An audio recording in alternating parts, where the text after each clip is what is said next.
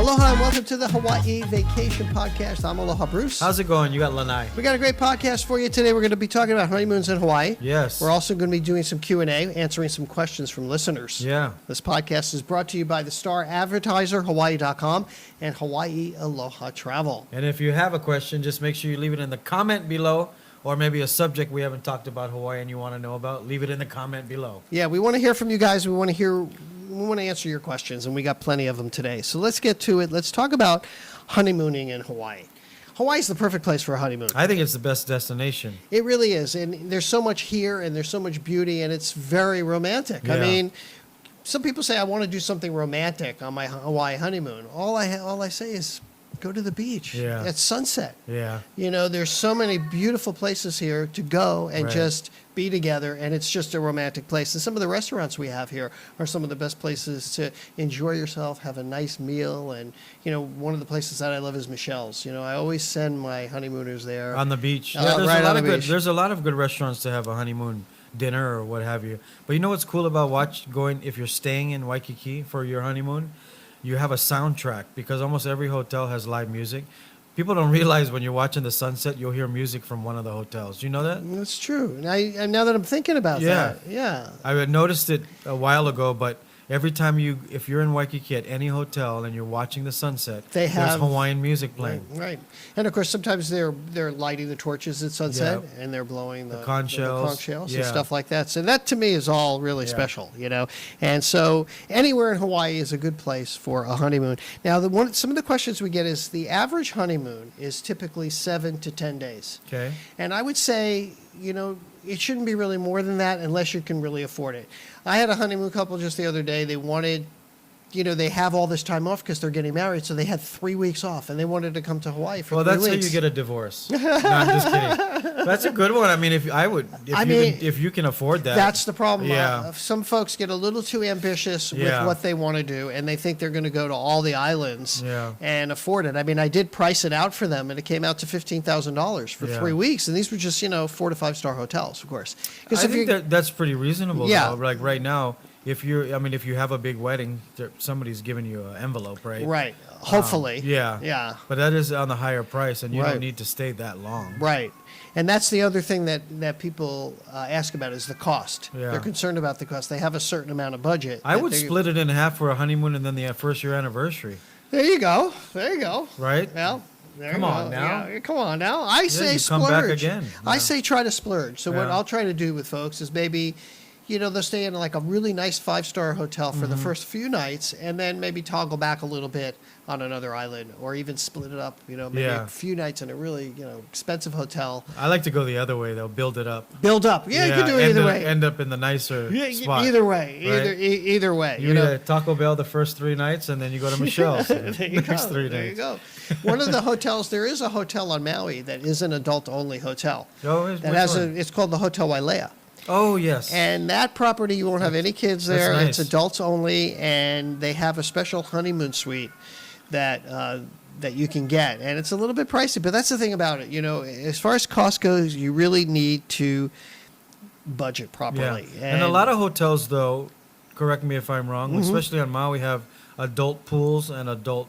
You know what I mean? Like, if I want to worry about kids, right? Like a lot of people don't want to worry about that. Like a cruise ship, they have an adult pool. Yeah, like the Andaz, which is really nice. It's on the water, right? And it's kind of like split. Yeah, and you know who has a really nice separation between the pools is the Fairmont on Kauai. Yeah. It's a big separation, and I like to look at that when I'm looking at my hotels because I love kids. They're great, but when you want to relax and you're spending big bucks, the kids running around. Grand Hyatt too, I think, has a. They have a nice separation. A nice separation. How about best honeymoon hotels? Let's just start on Oahu real quick. It depends on your budget again, but I think on Oahu, the Kahala, it's a little bit outside Waikiki. That's part of the reason why it's a good hotel, because you're not in the hustle and bustle. That's right. You're not in the hustle and bustle. Four Seasons is nice. Amazing property. Yep, that's up in Ko'olina. Yeah. On the Big Island, I like the Fairmont. That's one of my favorite hotels. Yeah, we just stayed there. Fairmont. Fairmont. There's also Hapuna Beach is nice for honeymooners. Lanai is a great place if you want peace and quiet. If you pick the outer, like Lanai, Kauai, Kona. It's more quiet. Right. Yeah, down on the south side of the Big Island, down there, it's a little more affordable. And so that would be, and then what else? Big Island, we covered. The Kauai, I would say, the Hyatt. The Hyatt, Grand Hyatt on Kauai, great for honeymooners. Oh, that is a nice one, yeah. So beautiful. In Hanalei, is the hotel open right now?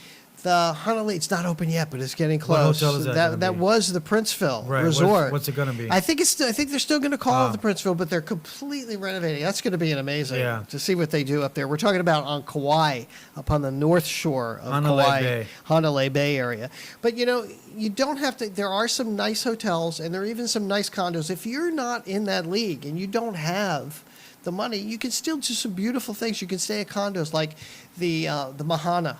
Yeah. On Maui, they're all oceanfront units, beautiful, nice, spacious, and they're not as much money, but you don't have the amenities of the hotel, right? So you can still do it. I don't want people to think that they have to stay. No, but in it's good though, because some people don't want to stay in a hotel and they want a condo. Exactly. Kona is great for that too, because there's so many different condos. Oh, condos are great on and also the Waikoloa area. Yeah. There's and some they great have condos. Stores near them, for shopping if you want to cook in your condo and all that. Another thing is keep your expectations realistic when you're thinking about your vacation. Don't overdo your itinerary. A lot of honeymoon couples, they're in the planning stages. And what they're doing is they're planning every second of this wedding. Like I'm going to arrive at the venue at 6 o'clock. At 7 o'clock, we're having, you got to be flexible and leave it open. Yeah, this honeymoon of yours does not have to be planned like the wedding. Yeah. Every little thing, because you'll make yourself crazy. And I think if you want to do an activity, the best way to do it is one a day, or do 2 or 3 on 2 days, and then don't do any more. Right. Give yourself plenty of downtime, and don't be over ambitious with this itinerary. And that's something I have to talk people off the cliff a lot. And the other thing is that you don't have to decide on everything you're doing before you get here. You can decide when you get here on some of these things, and play it by ear. Be spontaneous. I mean, that's what it's all about. It's not going to be sold out. Yeah, exactly. And like you were saying earlier, plan on coming back. Come here for your honeymoon. Yeah. And then come back again for your anniversary. I noticed a lot of people do that, though. A lot of people do that. Oh, we came back we were here for our honeymoon, so we're now celebrating or whatever. I've brought in multi-generational families, people that have come here, gotten married here, then had kids, and then brought their kids here. That's how long I've been doing this. I have had that happen several times, and it's always a lot of fun to help, because they actually want to relive their honeymoon. It's pretty cool. It's pretty cool. And I think that pretty much does it. Which island is the best? Again, that's going to depend on you. And I just think in general, I think a nice split. This is and what you prefer. It's what you prefer. It's what you prefer. Yeah. So... don't forget, leave your questions at the bottom in the comments. We're going to take some questions? Yeah, let's take some questions right now. All right. Okay, the first one is from Rivi.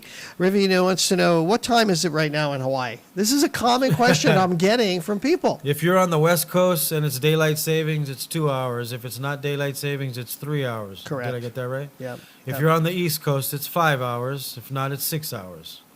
No, it's 5 and 4 hours. For the West Coast, it's... No, I mean East Coast. Oh, for on the East Coast, and it's daylight savings, it's 5. If not, it's 6. Right. Yeah. Right. And from the West Coast, it's either 3 or 2 hours, depending on whether or not you're in daylight or not. And I think that's what gets people confused. Yeah. If you're in Japan or in Asia, you're a day ahead. Right. 8 hours behind. Right. But the main thing you understand is that we don't have daylight savings time here. Yeah. So it's always the same time. You get one of these things, and it tells you what time it is on the world clock. Yeah? I know, but it's funny. I get the question every day, and no offense to Rivi here. Okay, Yeah. Marta says, "Why are ocean views so much more than partial ocean views or city view rooms?"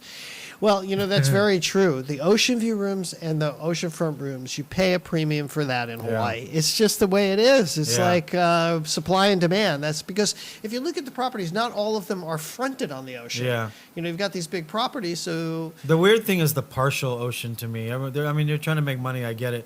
But the partial ocean... The difference is a 72-inch TV and a black and white TV. When you're going to bed or you want to watch a sunset, you want to watch it on a black and white TV, or you want to watch it on a 72-inch probably. So you want to get the ocean view. Yeah, I think you should get the ocean view if you can afford it. Sometimes, and it varies with the hotels. It's so true what you're saying. Season. Because a partial ocean view in one hotel is a completely different thing in another hotel. Yeah. And that's why it's really good to talk to somebody that knows. And that's Where you're why facing. I can tell you what the views are in these hotels and what the difference is between a partial ocean view. Because sometimes a partial ocean view is almost as good as an ocean view in some of these hotels. Like in the Aloha, if you stay in the Ocean Tower. Yes. A partial ocean view there is almost as good as an ocean view in another hotel. I think the best ocean view, though, in Waikiki, just Waikiki, is the Sheraton Diamond Head Tower. Yeah, classic. You got Diamond Head and the ocean. It feels like you're on top of, because it kind of sticks out. It does. Over the ocean. It does. That whole stretch right there. Yeah. Those hotels are incredible. The views from there. All right. So another question came in from, let's see here. We had, okay, are there veggie restaurants? This is from Jenna. Yeah. Are there veggie There's some restaurants? good ones. I just was sending some photos to a friend just now. Sean, our good friend Sean, and I eat at Tane. Mm-hmm. It's a vegan izakaya, Japanese restaurant, and they do vegan sushi.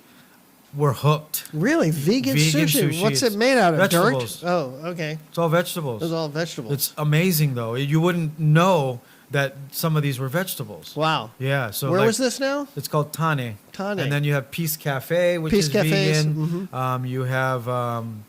there's a bunch. Yeah. Whole Foods. You have a lot of vegan foods in the restaurants there. You have Down to Earth, which is 100% vegan. Yep. A lot of good places. A lot of good places on all islands as well. And most menus will have vegan options too if you're staying at a hotel or going to a restaurant here in Hawaii. Here, Christine wants to know, is Hawaii dangerous? Depends. Yeah, Like what is it? If you can't swim, it is. Yeah. If you can't swim, it is. It's very dangerous. It's probably one of the biggest dangers. That's probably not what she's talking about. I'm not sure what she means. It's a good. It's kind of an interesting question. Do we have crime? Yes, we have crime like everywhere else in the world. But I don't think Hawaii is dangerous. I think if you get in the ocean and you don't know what you're doing, it can be dangerous. Yeah. That's what you mean, right? Well, and I'm trying. My point is, wherever you go in the world is dangerous, depending on what you can and cannot do. Right. So the ocean can be dangerous if you don't know what you're doing. The land can be dangerous if you don't know how to drive. Driving can be, that's kind of a big question. I shouldn't have asked that question. I should have done a little more research. Okay. And another one is, are there sharks in the water? I get this all the time. No, there's no sharks. Sharks live in fish tanks, people. I always say if there's water, there's sharks. Yeah. Right. And, they just did a video recently from Kaimana Beach, Kaimana Beach, right, where they showed sharks from a drone or something. It's a very kid-friendly beach, but the reason is because there hasn't been a lot of action in Waikiki, so all the fish are coming in, which is good. And now, so what eats the fish? The sharks. But you can't worry about that kind of stuff. Right. Yeah. And I wouldn't worry about it. We don't have a higher incidence of shark bites here than other places. That's a myth. I think that's a myth. Well, there's still the statistic is you can get hurt much more in a car or a plane than getting bit by a shark. Yes. And then another one is, what happens if I'm not happy with my hotel? Oh, then you're going to be calling Bruce. Then you move to another hotel. Bruce will help you out. That's what the good thing about this, I don't work for Bruce's company, but I always try to book through Bruce's company when I travel, whenever I can.